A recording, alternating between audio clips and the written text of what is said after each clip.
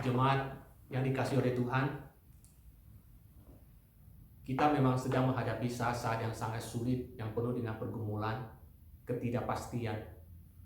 Bahkan boleh dikatakan kita juga tidak tahu ketika kita harus berdoa, apa yang harus kita doakan kepada Tuhan.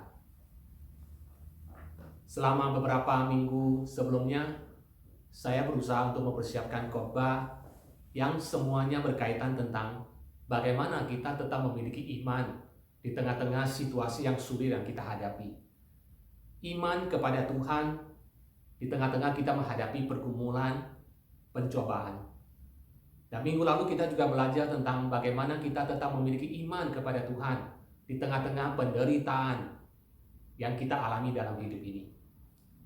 Dan hari ini saya ingin mengajak kita semua untuk merenungkan bagaimana kita tetap memiliki iman kepada Allah yang setia, iman kepada Allah yang selalu memelihara, yang selalu menjaga kita. Biarlah melalui firman, melalui bacaan Alkitab, melalui khotbah ini boleh sekali lagi mengingatkan kepada kita. Apapun yang terjadi, kita tahu Tuhan kita tetap memegang pimpinan. Apa yang terjadi, kita tetap percaya bahwa Tuhan memberikan kita kekuatan, anugerah yang cukup untuk menghadapi masa-masa sulit ini, baik yang ada di Australia, di Indonesia, bahkan di seluruh dunia ini. Mari kita berdoa. Bapa di dalam sorga, kami datang kepadamu pagi hari ini Tuhan dengan segala keberadaan diri kami. Di tengah-tengah segala kecemasan, kepanikan, kegelisahan yang dialami oleh semua manusia di dunia hari ini. Kami juga tidak luput ya Tuhan dari perasaan-perasaan yang ada. Tapi ajar kami Tuhan untuk boleh memiliki iman kepada Tuhan. Iman bahwa kami memiliki seorang Bapa yang setia. Bapa yang mengasihi kami, yang akan tetap mendukung kami, menopang kami apapun pergumulan yang ada, yang Tuhan izinkan terjadi dalam kehidupan kami, dalam kehidupan dunia ini. Hari ini Tuhan kami tidak bisa ke gereja untuk bisa beribadah bersama-sama dengan seluruh jemaat.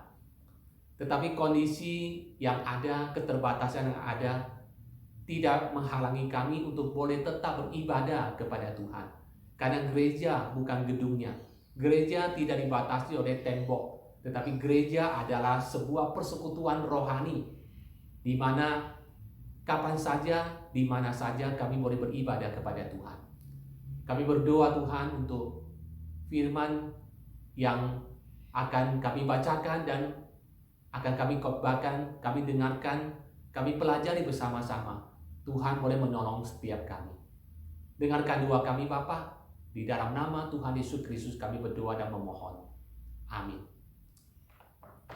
Firman Tuhan akan saya bacakan dari Lukas pasal yang ke-18, ayat pertama hingga ke-8. Lukas pasal yang ke-18, ayat pertama hingga yang ke-8, yang berbunyi demikian. Yesus mengatakan suatu perumpamaan kepada mereka untuk menegaskan bahwa mereka harus selalu berdoa dengan tidak jemu-jemu. Katanya, dalam sebuah kota ada seorang hakim yang tidak takut akan Allah dan tidak menghormati seorang pun. Dan di kota itu ada seorang janda yang selalu datang kepada hakim itu dan berkata, "Belalah hakku terhadap lawanku." Beberapa waktu lamanya hakim itu menolak, tetapi kemudian ia berkata dalam hatinya, "Walaupun aku tidak takut akan Allah dan tidak menghormati seorang pun, namun karena janda ini menyusahkan aku, baiklah aku membenarkan dia, supaya jangan terus saja ia datang dan akhirnya menyerang aku." Kata Tuhan, "Camkanlah apa dikatakan hakim yang lalim itu. Tidakkah Allah akan membenarkan orang-orang pilihannya yang siang malam berseru kepadanya? Dan adakah ia mengulur-ulur waktu sebelum menolong mereka? Aku berkata kepadamu, ia akan segera membenarkan mereka. Akan tetapi, jika Anak Manusia itu datang, adakah ia mendapati iman di bumi?" Sampai di sini bacaan firman Tuhan. Yang berbahagia ada mereka membaca firman Allah, memelihara di dalam kehidupannya. Iman kepada Allah yang setia dan Allah yang menjaga dan memelihara kita. Bapak Ibu Saudara, Janda di dalam kisah ini mengalami persoalan yang bertubi-tubi di dalam kehidupannya. Ia baru saja kehilangan suaminya yang membuat ia hidup di dalam kesepian dan kerentanan. Dan di saat air mata duka citanya belum kering, ia harus menghadapi persoalan berikutnya, yaitu ada orang, barangkali itu adalah musuh atau orang yang merupakan rekan bisnis dari suaminya, yang ingin mengklaim apa yang ditinggalkan oleh sang suami itu. Atau barangkali orang atau musuh ini adalah kerabat, sanak famili yang ingin juga menuntut harta warisan yang ditinggalkan oleh suami dari janda ini. Bapak Ibu Saudara, kondisi seperti ini tidak jarang terjadi pada waktu itu. Ada banyak janda-janda pada waktu itu ditinggalkan oleh suaminya atau hidup di dalam kondisi di mana mereka tidak memiliki hak secara legal untuk menuntut apa-apa. Dan Tuhan tahu akan hal itu, sehingga Alkitab mengatakan dan Tuhan menyatakan bahwa Ia adalah Tuhan yang akan membela para janda dan anak-anak yatim piatu. Di saat masyarakat tidak lagi membela kaum lemah seperti janda dan yatim piatu, Tuhan menyatakan diri sebagai pembela atau pelindung bagi mereka. Saudara, dalam situasi yang sulit yang dihadapi oleh janda itu, apa yang ia lakukan? Bacaan Alkitab kita mengatakan bahwa di kota di mana janda itu hidup, ada seorang hakim. Tetapi dikatakan bahwa seorang hakim yang tidak takut akan Allah dan tidak menghormati seorang pun. Dengan kata lain, ia ada seorang hakim yang tidak jujur atau hakim yang tidak benar.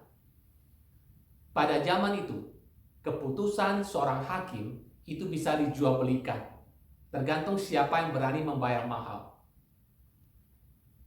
Seorang hakim pada zaman itu bisa hidup dalam kemewahan oleh karena dia terbiasa menerima suap untuk memutuskan sebuah perkara. Dan dikatakan bahwa hakim ini tidak peduli siapapun. Ia tidak memandang siapapun. Bahkan dikatakan bahwa hakim ini juga tidak takut akan Tuhan. Jikalau seseorang sudah tidak takut akan Tuhan, yang merupakan sumber dari kebenaran, maka orang itu akan melakukan apa saja. Hati nuraninya akan menjadi tumpul. Dan inilah persoalan ketiga yang dialami oleh janda itu. Bukan saja ia sudah kehilangan suaminya, bukan saja ia akan kehilangan warisan yang ditinggalkan oleh suaminya. Kondisinya diperparah oleh dia harus berurusan dengan seorang hakim yang tidak benar atau hakim yang tidak jujur. Lalu apa yang dilakukan oleh janda malang ini? Bacaan Alkitab kita mencatat bahwa janda ini tidak putus asa atau tidak menyerah. Dia tidak punya uang untuk menyuap sang hakim. Tetapi dia datang ke pengadilan dan dia terus datang menemui hakim itu supaya hakim itu membela perkaranya. Oleh karena itu, hari demi hari janda ini akan mendatangi sang hakim ke pengadilan dan memohon, "Tolonglah saya, belalah perkara saya, berikan saya hak atau legal statement, legal protection terhadap orang-orang yang ingin menggugat aku." Apa reaksi sang hakim? Pada awalnya mungkin sang hakim ini sangat excited. Oleh karena hakim ini belajar dari pengalamannya. Semakin banyak air mata tercurah, semakin banyak uang akan dia peroleh. Karena kondisi orang ketika dalam kondisi desperate atau dalam kondisi putus asa, orang itu bersedia untuk membayar berapapun atau melakukan apapun. Tetapi sukacita dari sang hakim ini tidak bertahan lama. Ketika dia mendapati bahwa ternyata janda ini ada seorang janda miskin. Dan karena janda ini miskin, sudah pasti dia tidak bisa memberikan uang untuk menyuap hakim ini. Maka hakim ini menolak untuk menangani perkara dari janda itu. Lalu apa yang harus dilakukan oleh janda itu? Dikatakan janda itu tidak putus asa. Ia mendatangi sang hakim ini kemanapun sang hakim itu pergi. Ia pergi mengikuti sang hakim itu ke pasar. Ia mengikuti sang hakim ketika sang hakim ada pesta bersama dengan teman-temannya. Ia mengikuti sang hakim ketika sang hakim itu sedang punya pertemuan. Bahkan barangkali dia juga mengikuti sang hakim itu pulang ke rumah. Dan dari depan rumah dia terus meminta pertolongan dari sang hakim tersebut. Kalau ada telepon atau handphone pada waktu itu, mungkin janda itu akan terus menelepon beribu-ribu kali kepada hakim itu. Atau bahkan dia mengirim pesan, beribu-ribu pesan kepada sang hakim. Saudara, kemanapun sang hakim itu pergi, di situ ada si janda ini. Dan akhirnya, sang hakim itu menjadi putus asa. Dia tidak tahu apa yang harus dia lakukan terhadap janda ini. Akhirnya di tengah-tengah keputusasaannya dia menyerah dan dia berkata, baiklah, saya akan membela perkaramu. Sekarang pergi engkau dari hadapanku. Saudara, apa poin dari perumpamaan ini? Apa inti dari perumpamaan ini? Tuhan Yesus tidak membiarkan kita menduga-duga, melainkan ia berkata di dalam ayat pertama. Yesus mengatakan suatu perumpamaan kepada mereka untuk menegaskan bahwa mereka harus selalu berdoa dengan tidak jemu-jemu. Untuk memahami poin penting dari perumpamaan ini, ada dua hal yang harus kita mengerti lebih dahulu. Yang pertama, kita harus memahami bahwa perumpamaan yang disampaikan Tuhan Yesus ini bukanlah perumpamaan tentang perbandingan, comparison, melainkan perumpamaan tentang kontras. Apakah Allah yang kita percaya seperti hakim yang bobrok ini? Jelas tidak. Apakah Allah harus diganggu-ganggu atau didesak-desak sebelum ia menjawab doa-doa kita? Tidak sama sekali. Jadi perumpamaan ini bukan untuk membandingkan antara Allah dengan sang hakim. Tetapi perumpamaan ini ingin menunjukkan kontras antara Allah dengan sang hakim yang jahat itu. Mari kita melihat beberapa kontras yang ada dalam kisah ini. Yang pertama, janda ini memohon kepada sang hakim itu sebagai orang asing atau orang yang tidak dikenal. Sedangkan ketika umat Tuhan datang menghadap Tuhan, mereka berdoa dan memohon kepada Dia yang adalah umat yang dikasihi Tuhan. 1 Petrus pasal 2 ayat ke-9 hingga ke-10 berkata, tetapi kamulah bangsa yang terpilih, imamat yang rajani, bangsa yang kudus, umat kepunyaan Allah sendiri. Kamu yang dahulu bukan umat Allah, tetapi yang sekarang telah menjadi umatnya. Yang dahulu tidak dikasihani, tapi yang sekarang telah beroleh belas kasihan. Yang kedua, janda ini hanya bisa memohon kepada sang hakim ini dari jauh. Sedangkan kita penuh keberanian dapat datang menghadap Allah Bapa kita. Ibrani 4 ayat 15 berkata, sebab imam besar yang kita punya bukanlah imam besar yang tidak dapat turut merasakan kelemahan-kelemahan kita. Sebaliknya sama dengan kita, dia telah dicobai, hanya tidak berbuat dosa.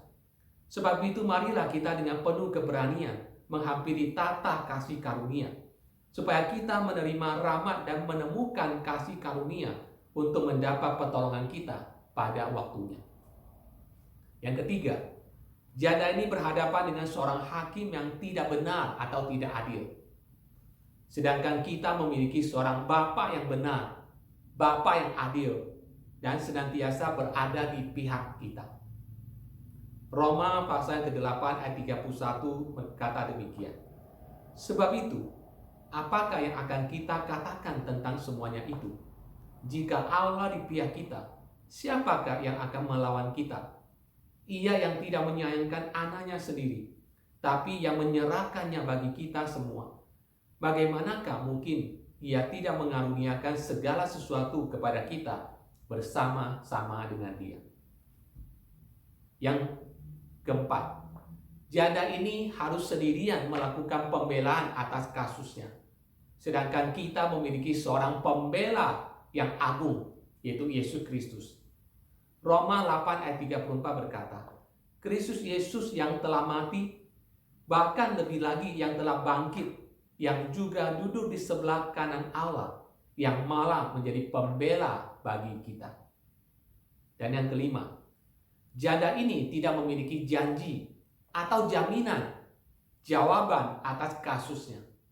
Sedangkan kita memiliki janji-janji yang sangat melimpah di dalam firman Tuhan. Yeremia 33 ayat 3 mengatakan, berserulah kepadaku, maka aku akan menjawab engkau, dan akan memberitahukan kepadamu hal-hal yang besar dan yang tidak terpahami, yakni hal-hal yang tidak kau ketahui. Yohanes 16 ayat 24. Sampai sekarang kamu belum meminta sesuatu pun dalam namaku. Mintalah, maka kamu akan menerima, supaya penuhlah sukacitamu. Lukas 18 ayat 8a mengatakan, aku berkata kepadamu, ia akan segera membenarkan mereka. Berikutnya, mari kita melihat kontras di dalam kisah ini. Janda ini memiliki akses yang sangat terbatas kepada sang hakim itu. Sedangkan kita memiliki akses yang tidak terbatas. Kapan saja, di mana saja, kita bisa datang beribadah. Kita bisa datang berdoa kepada Tuhan. Seperti hari ini, kita tidak bisa berkumpul di gereja oleh karena ada pembatasan. Bahkan ada himbauan supaya kita mengurangi kegiatan atau aktivitas yang menghimpun banyak orang. Tetapi dengan demikian bukan berarti kiamat bagi kita. Kita tidak bisa berkumpul bersama-sama untuk bisa beribadah. Tetapi kita bisa beribadah di keluarga kita. Kita bisa beribadah secara pribadi. Kita bisa berdoa, kita bisa menyanyi, kita bisa baca firman Tuhan dengan khotbah. Karena ibadah kita kepada Tuhan tidak dibatasi oleh tempat dan tidak dibatasi oleh waktu. Dan yang terakhir, mari kita melihat kontras di sini. Permohonan janda ini menyusahkan bagi sang hakim, sedangkan permohonan kita menyenangkan Allah. Tuhan senang mendengarkan doa-doa kita. Tuhan senang jika kita datang dengan segala kerendahan hati dan menyatakan segala isi hati kita kepada Tuhan. Dan hal yang kedua yang harus kita pelajari dari perumpamaan ini adalah, perumpamaan ini bukanlah how parable, melainkan why parable. Perumpamaan ini bukan perumpamaan tentang bagaimana, tapi perumpamaan ini tentang mengapa. Banyak orang mengartikan perumpamaan ini bahwa Tuhan Yesus sedang membandingkan cara janda ini memohon kepada sang hakim dengan cara kita seharusnya memohon kepada Allah. Sama seperti janda ini terus-menerus mengganggu, merengek-rengek kepada sang hakim sampai hakim itu merasa terganggu dan menolongnya. Maka sebagai orang Kristen, kita juga harus terus mengganggu, merengek-rengek kepada Tuhan sampai Tuhan menjawab doa kita. Bukan itu yang dimasukkan dalam perumpamaan ini. Ini bukan bicara tentang how parable, melainkan bukan bicara tentang bagaimana caranya kita berdoa, memohon terus-menerus sampai Tuhan menjawab doa kita. Tetapi perumpamaan ini justru memberikan kita sebuah kepastian. Mengapa kita harus berdoa? Mengapa kita harus berdoa? Jawabannya adalah karena kita memiliki Allah yang care, Allah yang setia, Allah yang senantiasa mau menjawab doa-doa kita. Dan itu yang menjadi alasan mengapa kita berdoa. Itulah sebabnya dalam ayat ke-6 dan ayat ke-8 Tuhan Yesus berkata, camkanlah apa dikatakan hakim yang lalim itu. Tidakkah Allah akan membenarkan orang-orang pilihannya yang siang malam berseru kepadanya? Dan adakah ia mengulur-ulur waktu sebelum menolong mereka? Aku berkata kepadamu, ia akan segera membenarkan mereka. Ini yang menjadi poin dari perumpamaan ini.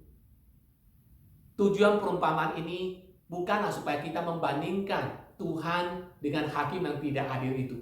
Seperti janda ini terus memohon sampai hakim itu merasa terganggu lalu membela perkaranya. Demikian juga kita harus terus mengganggu Tuhan, terus mengedor pintu sorga sampai Tuhan jawab doa kita. Bukan poin itu dalam perumpamaan ini. Tapi poin di dalam perumpamaan ini yaitu ingin mengajarkan kepada kita. Kita punya Bapa di sorga yang sangat perhatian dengan kita. Kita punya Bapa di sorga yang sangat mengasihi kita, yang senang mendengar kita berdoa memohon kepadanya. Dan seharusnya itu yang menjadi alasan mengapa kita harus berdoa. Mengapa kita harus meminta kepada Tuhan? Karena Tuhan setia dan Dia care dengan kita. Tuhan Yesus mengakhiri pengajaran ini dengan sebuah pertanyaan penting untuk kita semua. Akan tetapi, jika Anak Manusia itu datang, adakah Ia mendapati iman di bumi ini? Dengan kata lain, masihkah ada orang yang tetap percaya kepada Tuhan dan tidak menyerah kepada Tuhan? Masihkah ada orang yang tetap percaya bahwa Tuhan tahu pergumulan kita dan Tuhan peduli dengan kita? Bapak Ibu Saudara, pernahkah kita mengalami kecewa dengan Tuhan? Pernahkah kita meminta sesuatu kepada Tuhan dan kita tidak menerima apa yang kita minta atau jawaban apapun? Kemudian kita mulai mencoba memohon lagi, tetapi tetap tidak ada jawaban. Dan pada saat itu kita mulai give up, kita mulai menyerah, kita mulai berhenti berdoa. Perumpamaan ini mengajar kita untuk memiliki iman bahwa Tuhan setia dan Tuhan peduli dengan setiap kita. Hari ini di mana-mana ada banyak orang berdoa. Dan hari ini banyak orang Kristen juga berdoa supaya Tuhan tolong supaya wabah COVID-19 ini bisa segera berakhir. Kita mengalami kejadian, kita juga mengalami peristiwa ini di Australia. Kita juga melihat saudara-saudara kita mengalami kejadian ini di Indonesia. Dan kita tidak tahu wabah ini akan sampai kapan. Semua orang menjadi panik. Semua orang merasa gelisah. Semua orang hidup dalam ketidakpastian. Ekonomi menjadi sulit. Ketika kita membaca WA, ketika kita membaca berita tentang kondisi-kondisi ini, kita menjadi gelisah. Kita tahu kita harus berdoa, tapi seringkali kita juga tidak tahu apa yang harus kita doakan kepada Tuhan. Nah, biarlah di dalam kondisi ini, kita belajar untuk berdoa kepada Tuhan, agar Tuhan menolong kita untuk belajar berdoa. Roma pasal 8 ayat 26 mengatakan bahwa Roh Kudus menolong kita di dalam doa. Karena seringkali kita tidak tahu bagaimana kita harus berdoa. Tapi Roh Kudus berdoa untuk kita dengan keluhan-keluhan yang tidak terucapkan. Bila di dalam situasi seperti ini yang serba tidak pasti, yang segala sesuatu serba unpredictable, kita berdoa supaya Tuhan mengajar kita berdoa. Apa harus kita doakan? Biar masa-masa sulit ini ketika kita harus bekerja dari rumah, ketika kita diharapkan untuk tidak pergi kemana-mana, kita memakai waktu ini untuk kita betul-betul berdiam di hadapan Tuhan. Terus mendekatkan diri kita kepada Tuhan. Terus melakukan refleksi atas hidup kita. Apa yang Tuhan mau kita kerjakan? Apa yang Tuhan mau kita pelajari dalam situasi-situasi sulit ini? Mungkin minggu ini atau minggu depan atau mungkin minggu depannya lagi sulit bagi kita untuk bisa berkumpul bersama, beribadah bersama-sama di gereja. Tetapi jangan putus asa. Sekali lagi, gereja bukan soal gedungnya, tempat di mana kita berkumpul. Tetapi Allah itu roh. Barang siapa menyembah Dia, kita menyembah Dia dalam roh dan kebenaran. Kita tetap bisa melakukan ibadah secara pribadi, ibadah di keluarga kita. Dan kita session akan coba memikirkan media yang terbaik supaya jemaat di minggu-minggu ke depannya tetap bisa mengikuti ibadah, baik melalui rekaman atau melalui online service atau melalui streaming. Kita akan memikirkan, akan mencari cara yang terbaik supaya jemaat tetap bisa beribadah, tetap bisa mendengarkan firman Tuhan. Sekali lagi, mari kita tetap jaga kesehatan kita. Jaga kesehatan orang-orang tua, senior di keluarga kita masing-masing. Nah, tetaplah lakukan aktivitas kita dengan bijaksana, dan tetaplah menaruh keyakinan kita kepada Tuhan. Di tengah-tengah situasi yang sulit ini, disitulah kita diuji, kita diajar bagaimana dengan kondisi iman kita masing-masing. Apakah kita tetap percaya kepada Tuhan? Bahwa Tuhan tetap mengontrol segala sesuatu. Tidak ada peristiwa apapun yang terjadi di dunia ini, bahkan dalam kehidupan kita, tanpa seizin Tuhan. Kita percaya bahwa Tuhan tetap pelihara, kita tetap percaya bahwa Tuhan tetap menyertai kita semua. Tuhan memberkati kita. Amin. Mari kita berdoa. Bapa di dalam surga, sekali lagi di tengah-tengah situasi yang sulit ini, ajar kami untuk tetap beriman kepada Tuhan.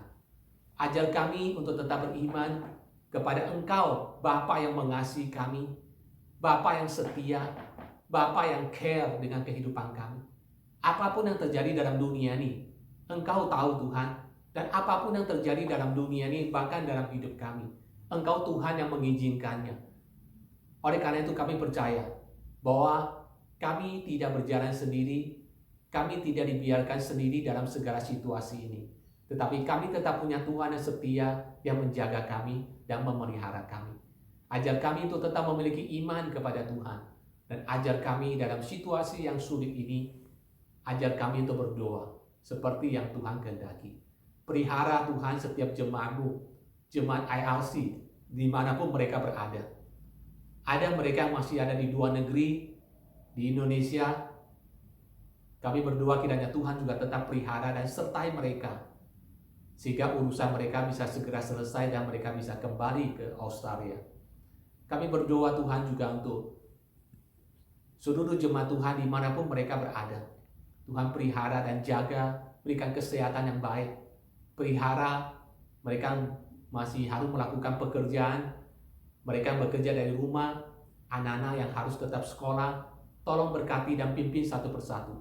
Berdoa untuk para senior di gereja kami, pelihara dan berikan mereka kesehatan, stamina yang baik, supaya mereka tetap boleh kuat di tengah-tengah situasi virus yang masih mewabah di mana-mana ini ya Tuhan. Untuk beberapa waktu mungkin kami tidak bisa bertemu bersama-sama di gereja.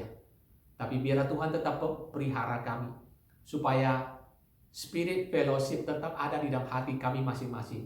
Kami tetap boleh saling mendukung, kami boleh tetap saling menanyakan kabar satu sama lain, dan kami boleh terus saling mendoakan satu sama lain. Terima kasih Bapa. Kami serahkan semua ini dalam tangan pengasihan Tuhan.